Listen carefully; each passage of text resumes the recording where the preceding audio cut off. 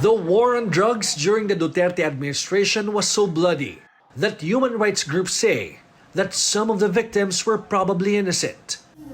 Now, it seems like senior officials of the PNP are facing a similar situation after Interior Secretary Benhar Abalos asked for their courtesy resignation due to the alleged involvement of some officials in the illegal drug trade. For an officer who asked anonymity, this request is a bitter pill to swallow. Many of the third-level officers, let's not forget, are those officers who already have spent 20 good years in the service or even more. They took care of their careers, and yet, because of few individuals na sabi naman ng ating secretary na alam nila kung sino yon, ay nadadama yung 900 plus na senior officers. The officer says this is not just a matter of morality and character, but a legal issue that has serious implications in their careers and dignity.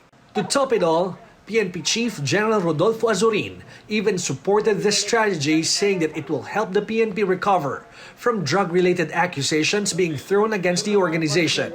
The officer says it is easy for Azurin to say those things since he'll be retiring from service this coming April. In history, rest in peace, my friend, President Ramos and Secretary Alunan did this in 1993. The implication was so bad for other police officers back then.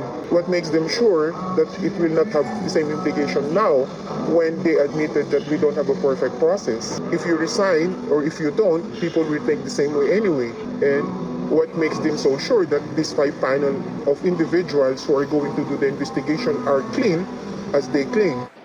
Azurin says Malacanang will create a so-called Committee of 5 that will assess if a PNP senior officer has a connection to the illegal drug trade. If found to have any link to illegal drug operations, President Marcos will then accept the officer's resignation. But with around 1,000 officers who will be investigated within a limited period, some officers doubt that the Committee of 5 will be able to do an in-depth probe. They fear that those involved may just end up being cleared from the drug trade. The PNP chief says out of around 1,000 senior officers, less than 10 are involved in illegal drug operations based on their initial investigation. Alam naman namin sa PNP na hindi naman perfect yung system natin. So, the possibility of clearing the 956 officers and the outcome of the investigation is even a risk to take. It takes a lot of good police officers na magagaling na operatiba para makabuo ng isang drug operation against someone.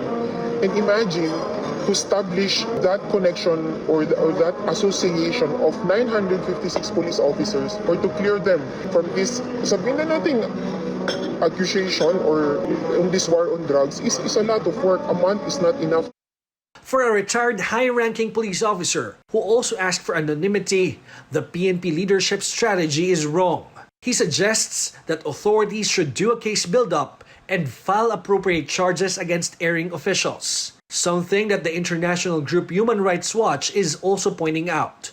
The group says justice and accountability will not be attained through Abalos's blanket call for officers to resign. Normally, complaints against policemen go through the PNP Internal Affairs Service, the National Police Commission, or the Ombudsman. If a police officer's drug ties are proven, he or she may be removed from the service and face criminal charges. All benefits may also be forfeited.